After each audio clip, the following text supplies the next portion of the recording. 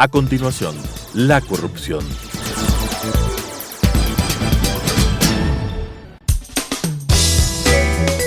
Clasificación B, bajo supervisión de un adulto.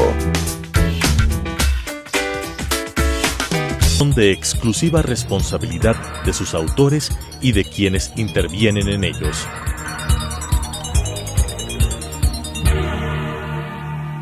Telesucesos, Canal 29, UHF presenta La Corrupción. La corrupción es una asociación para delinquir entre corruptor y corruptos. ¿Podemos seguir siendo complacientes frente a este flagelo? Con la conducción de Freddy Bravo. La corrupción. ¿Qué tal, amigos? Qué gusto estar con ustedes. Hay un tema con el que quisiéramos iniciar este programa. Hemos escuchado en varios medios de comunicación nacionales, internacionales, locales, etcétera, algunos comentarios, puntos de vista, análisis o como se los quiera llamar, respecto del abandono de la dirigencia de las FARC al acuerdo de paz. No se olviden que el señor Márquez, uno de los desertores del proceso de paz, él ya ocupó una curul en la función legislativa colombiana. El señor Dan Trich, igual, y así otros. Este proceso que fue discutido, que tuvo un referéndum incluso como paso previo para darse, el presidente Santos convocó al pueblo colombiano a preguntarle si estaba de acuerdo con el proceso llamado de paz.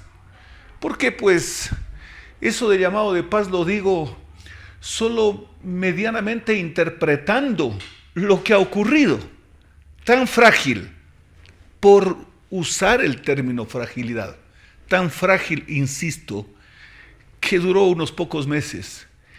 Y si es que realmente hubo un proceso de paz, porque hay una especie de magia, y no me estoy cambiando de tema,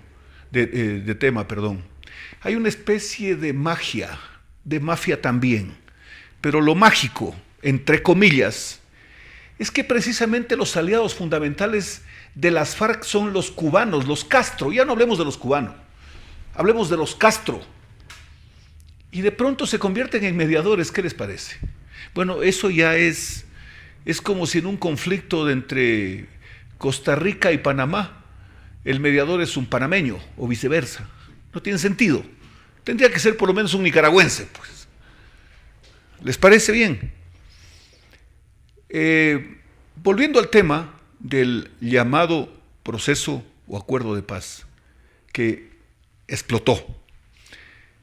Acabo de escuchar en una cadena internacional al señor Maduro haciendo alarde de su orden, de su orden pues imperial, pues no así majestuosa, implacable. Ahí balbuceando cosas que seguramente están en el teleprompter, les ordena que vayan a las fronteras armados, equipados hasta los dientes, artillados y como se llame. Sí, pues él está hablando de cohetes ya en este momento. Qué cosa más sospechosa, cuando Maduro está en sus horas, parecería en sus últimas horas, casi en su agonía. Los dirigentes de las FARC entran pues precisamente a la escena con su poderío bélico, mafioso, criminal, etc. Es decir, son parte pues indudable. ¿Dónde podrían hacer su cuartel? No de invierno, sino estratégico. En el otro lado, pues así de sencillo. Pero desde luego, no nos llame la atención que esa frontera se va a calentar más de lo normal, pues.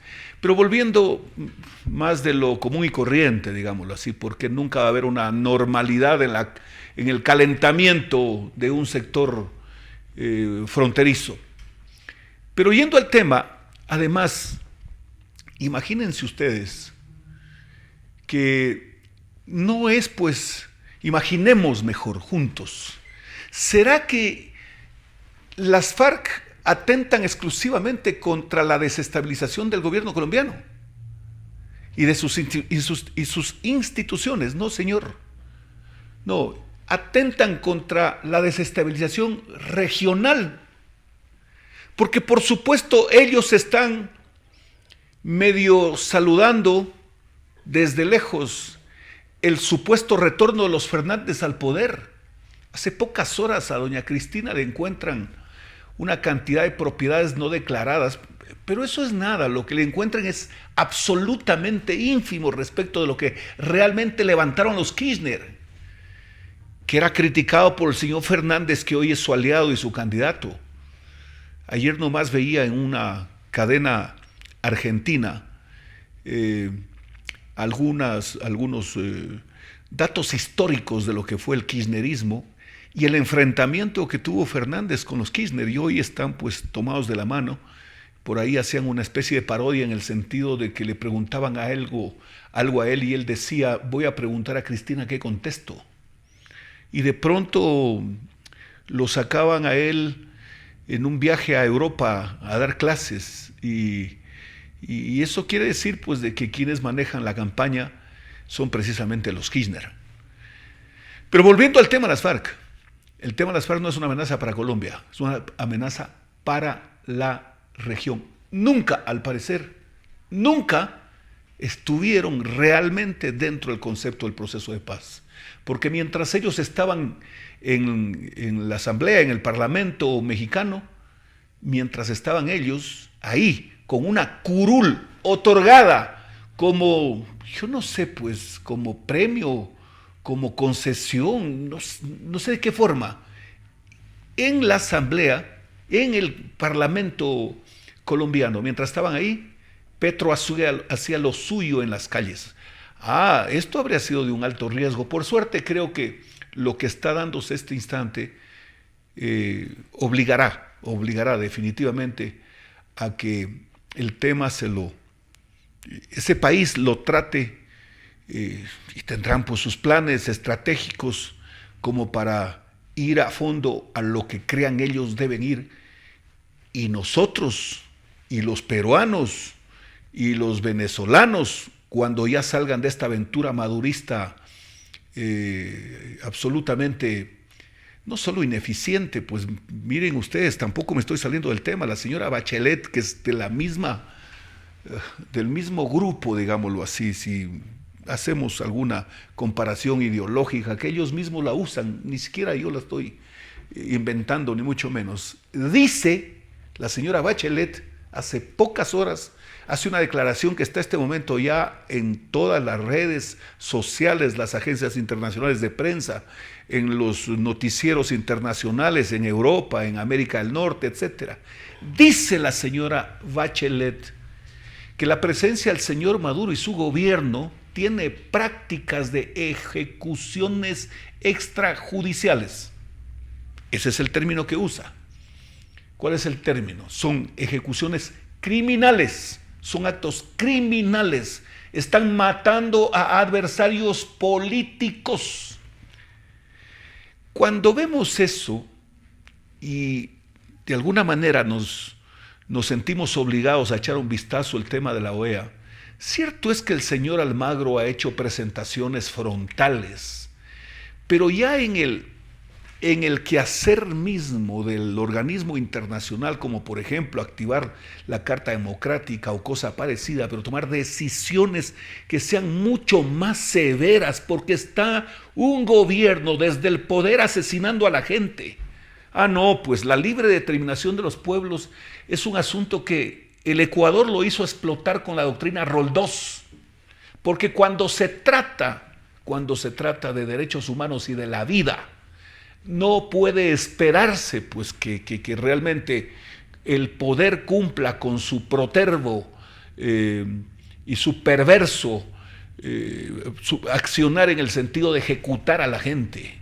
Más efectivos deberían ser los organismos internacionales. Miren ustedes lo que pasó en el Ecuador. No era el señor Almagro, era el señor Insulza, un fiasco de secretario de la Organización de Naciones Unidas. Cuando el señor Correa inicia su aventura en el Ecuador, el señor Insulza y la OEA fueron unos verdaderos cómplices de los golpes de Estado. Fueron, casi uso el término encubridor que ya no existe siquiera, fueron cómplices en toda su trayectoria perversa. Se hacían los ciegos, los tontos y los mudos cuando veían que Odebrecht estaba poniendo presidentes en la región, poniendo diputados, parlamentarios, etc. Y tenían arreglos directos, en el caso del Ecuador, con Correa. Ya para pasar a otro tema. El señor Concienzado Santos, el representante de Odebrecht en el Ecuador, ha dicho lo siguiente. Bueno, no es una novedad, pues. Lo venimos diciendo cuando los actuales héroes que se autodenominan los héroes contra la corrupción eran correístas. ¿No recuerdan ustedes a los sindicalistas correístas que desfilaban con Correa el 1 de mayo? Sí lo recuerdan, ¿no? ¿Lo recuerdan ustedes a los sindicalistas correístas que asaltaron el Congreso con los tanques de Petroecuador? ¿Los recuerdan? Yo sí lo recuerdo, pues. Y por supuesto, lo podemos discutir con ellos o sus representantes cuando quieran y donde quieran. Claro que sí, pues. Cuando Odebrecht compró al correísmo, cuando lo facturaban, ahí todo el mundo estaba en silencio, pues. Pero quiero referirme a una cosa, la declaración del señor Concienzado Santos, por supuesto, eso ni de lejos lo deja fuera del proceso. Algún momento tendrán que entrar en el proceso, porque no solo el confesar significa, pero a mí no me tomen en cuenta, no señor. No, por supuesto que hay cooperación eficaz, etcétera, procedimiento abreviado, rebaja de penas, todo existe. Pero decir yo con contarles me quedo libre de pelo y paja, eso tampoco es posible. Hay una frase que es como estarla oyendo, pues la recuerda. No, hay dos términos que voy a usar, el de Correa y el de Glass. Glass era una especie del segundo a bordo, ¿no? Era una especie de segundo a bordo. Él usaba pues a su tío Rivera y facturaban como una especie de, este es el término que ha usado Glass. Les ha dicho a los brasileros, tienes que pagar peaje. Bueno, pues en Glass un término como ese no es nada del otro mundo. Más bien es absolutamente aplicable a su forma de ser, a su conducta y a su mediocridad. Pues ustedes lo recuerdan en ese canal, la TV satelital, algo así se llamaba, de don Rivera, del tío, que vociferaba, desgraciados, decía tales y cuales. Estos eran los que atacaban a los políticos y los políticos cobardes les aguantaron. Los políticos con rabo de paja se callaron, se acomodaron y se arreglaron al correísmo. Por supuesto, si los que se pelearon con Correa es porque no les dio gusto en todo y por eso desertaron del correísmo. Qué mal hacen cuando se ve en algún medio un debate entre un correísta y un excorreísta. Por favor, pues, por favor, esa es una especie de tongo con interlocutor o con moderador incluido. No, señor. El debate político comparativo tiene que ser entre quienes, sí, pues me voy a incluir, entre quienes nos opusimos desde la campaña del 2006 al correísmo, porque advertimos y teníamos la certeza de que se trataba de un bandido. No, pues los otros estaban aplaudiendo. No los nombran ministro de Educación, por ejemplo, en contra del correísmo. Pero sí les hicieron concesiones para llevarlos al Congreso o a la Asamblea. Y me voy a explicar bien lo que voy a decir. Les hicieron concesiones porque escogían opositores. A ver, este sí que entre. Este también, yo recuerdo por la declaración de varios en el Congreso del 2013, vamos a trabajar con el presidente de la República. Y de pronto entraban, así nomás. Pero eso ya mismo tiene que asomar todo ese tipo de cosas. Porque creo que existen como 100,000 correos. En 100,000 correos estarán los nombres de alguien que ustedes no se imaginan. Dice Concienzado Santos que le dijo a Correa, ten prudencia, ten cuidado de no comentar estas cosas. En la Michelena, en el sur de Quito, ahí donde hay una tarima, que le dijo: vamos a ganarles esta elección a estos sinvergüenzas que huyen en aviones privados. ¡Qué desparpajo de este insolente! Y le dice: tienes que entregarle a Pamela $2.700.000. ¿Qué les parece? No hay pruebas. Yo sí pensaría que cuando se escucha a un tipo de estos decir no hay pruebas, bueno, por lo menos algún intento hagan, pues. Yo cuando escucho, hago lo mío. Me ha tocado unas 2 o 3 veces enfrentarme a uno de estos correístas y decirme no hay pruebas.